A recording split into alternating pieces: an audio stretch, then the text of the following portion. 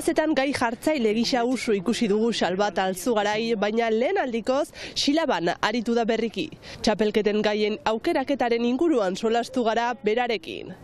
Arratsaldeon ikusentzuleok, gaurko saioan Salvat Altzugaraiekin egoteaz gain, aldak gaur goizean Baionan alokairuen mugatzea inposatu nahi duen legearen alde egindako ekintza ere aipagai izango dugu. Ongi etorri iparraldearen orenera.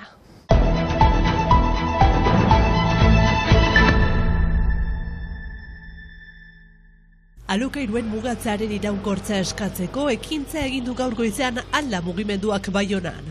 Gogoratu behar da, legedia esperimentazio fasean dagoela eta 2026ko azaroan bukatuko litzatekeela esperimentazio hori. Atik Iñaki Etxanez diputatuak beste diputatu batzuen sostenguz lege proposamen bat aurkeztu du alokairuen mugatzearen legea hobetu eta iraunkortzeko. Hain zuzen, bihar bertan lege hori batzorde batean aipatua izango da.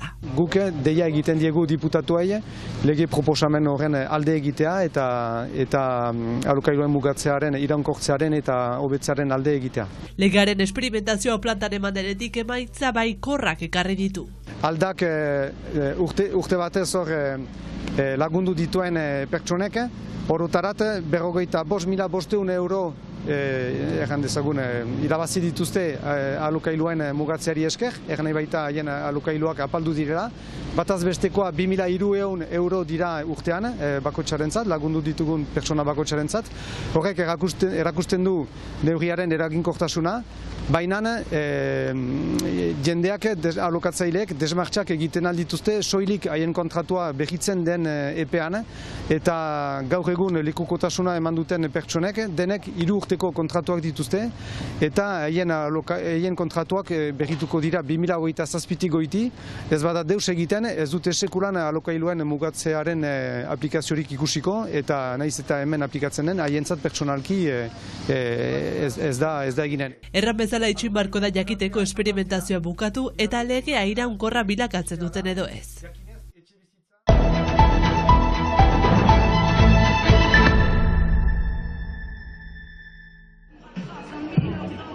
Austeritatearen kontrako mobilizazioa CGT, FSU eta Solider sindikatuen eskutik astearte honetan, Baionako Garrik eta Margar kezka agertu dute murrizketengatik, eskuinen muturra ere biziki indartsua baita Frantziako estatuan eta horreko ondorio txarrak izanen baititun xumeenentzat. Datozen egunetan medikuek ere mobilizazioak eginen dituzte, aurrekontuak abenduaren 9 bozkatu behar lituzkete. Frantziako lehen ministroak hitzeman du, ez duela deusa inposatu nahi dekretu bidez, hemen karrikan sindikatuak alerta gorriaz mintzo dira. Aujourd'hui, on s'oppose à l'austérité qui va être mise en place au niveau de la fonction publique. Funtzio publikoan ezarriko dituzten murrizketak kritikatzen dituzte, osasun arloan oroz gainetik. Kezka ere, ez baitute bat ere begionez ikusten pentsioen reforman egin diren aldaketak. C'est une façon gentiment politique d'acheter des votes au niveau de l'hémicycle. Zenbat boz erosi dituzte, behin-behineko gibelapena da, ez dute erreforma kenduko. CFDTek, EFOK eta LABek ez dute parte hartu, astearte horretako mobilizazioak eragin biziki mugatua izan du oroar Ipar Euskal Herrian.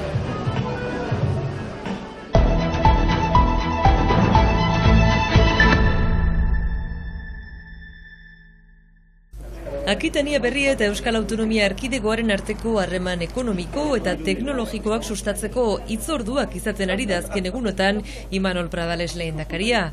Bidarten, hasi da bisita Sofia Genetics enpresan hain zuzen, bioteknologian aitzindaria da 2011an sortua Suitzan eta 2018an Bidarten egoitza ireki zuen jabeak Jurgi Kanblonek. Gaur egun munduko 800 ospitaletan, 72 herrialde ezberdinetan dago presente Sofia Genetics. Preziozioneko medikuntza aurreraka joanen dela, gerozta konplejoago bilakatuko dela, datu eta gehiago sortuko direla. Gaur egun munduan sortzen diren datuan 90% ja dira osasuneko datoak eta prezizioneko medikuntzan genoma aldetik, 40 aldiz datu gehiago sortua genomikan, ez eta YouTubeen urtero. Ildo horretan osasun digitalean eta datuen medikuntzan elkarlanean aritzeko aukerak izan dituzte mahai gainean.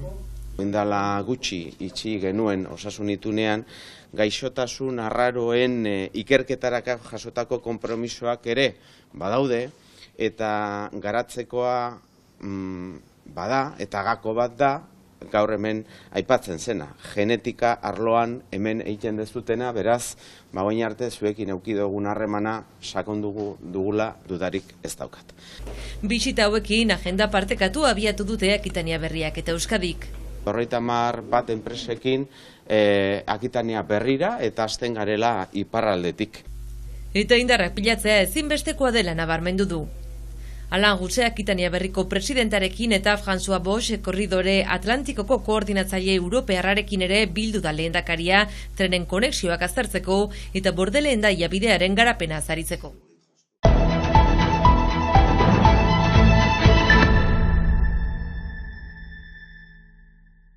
Plazetan gaiak jartzen usatua dago Xalbat Alzugarai, baina lehen aldia da Xilaban gai jartzaile gisa aritzen dena. Bidarten, lehen saioan estreinatu zen. Bazen ez hori aretoa beteik eta baina ustut astapena izan ezik beste guziak gozatu dutela bai lortut gozatzen eta ale politak eman ditu bidarteko saioak eta ustut bideo honean hasi dela Xilabat segituko duela dudarik gabe. Greba mugimendu batean parte hartzen duzue azken asteetan. Egunetik egunera grebalarien kopurua apalduz doa. Bertsularien lagunak elkartean bilduta, denen artean hausnartzen dituzte gaiak. Aktualitateari so, baina ez bakarrik, eta umore eta gai seriosak tartekatuz. Gai emailean artean egiten ditugula bilkurak edo taldean erabakitzen ditugula gaiak, eta bai biztanena bakotsak ere maiten dituela etxeko lanak prest, ondorioz gaiak etxetik ere maiten ditugu bilkuran eztabaidatzeko, eta hortik gero saioetan banatzen ditugu, eta saioetan banatzeaz gain pixkat lehenago gaia aztertzen dugu, ematen duen bersotarako edo ez, eta filtro desberdin batzu ere pasatzen ditu, ariketan arabera izpide desberdinak direlako. Gaien aukeraketak burua uste asko ematen dizkiela dio izan ere, erantzun posibleek ez lukete beste gaiekin errepikatu behar eta oreka ere emantendu behar da. Ariketan arabera ere izaiten da hori, zortziko tipian humorezko gaiak dira nagusiki, eta kopletan ere bai, adibidez hor lehen eta bigarren faseetan. Gero usaia dugulako zortziko handian gai serioak emaitea, baina egia da humoretik jo daitekeela zortziko handian ere bai. Baina bai, ariketan arabera da gai humoretsoa emaiten edo ez, baina bai, entzatzen gira horeka albezainbat mantentzen edo. Adimen artifiziala, gaztako gerla, arrazismoa edota zaintza bezalako gaiak jorratu zituzten lehen saioko 6 bertsolariek. Gaiek puntuazioan duten eragina jakinda presio puntu bat ere badagoela dio. Presoa emaiten diguna berdin da gaiak emanen duen bersotarako eta ia hortik zeaterako duten bersolariak eta batez ere presoa pixkat emaiten dutena da gaien arteko oreka bat ere mantentzea saioetan zehar.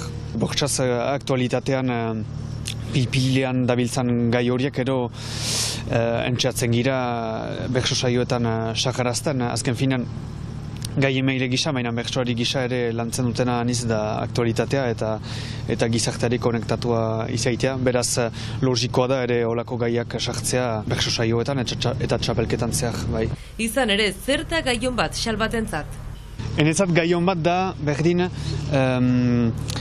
espero ez duzun foku batetatik emaitea gaia eta zerbait polit emaitea gai horrek. Berdin, gaia angelu klasikotik hartzea baino, beste foku batetik hartzea gaia eta aurkeztea.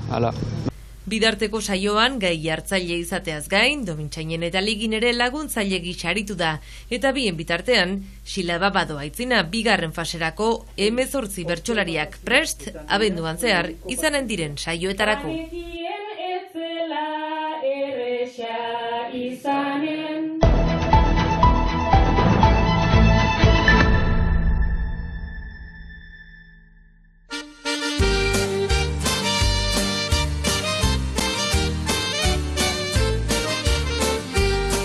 Urteko azken hilabetean murgildu gara eta baita Gabon giroan bete-betean sartu ere.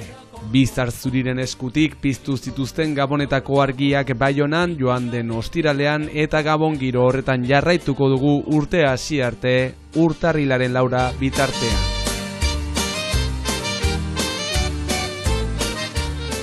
Ia betez hainbat animazio gehienak asteburuetan, baina Gabonetako azoka irekita egongo da egunero, baita Lapurdiko hiriburuko beste ikuspegi bat ematen digun gurpila handia ere, eta abenduaren 20an Olentzero eta Mari Domingi ikusteko aukera ere izango dugu. Ikusentzuleo Gabon kolorez jantzita gure gaurko agurra izan zoriontsu eta bihar arte.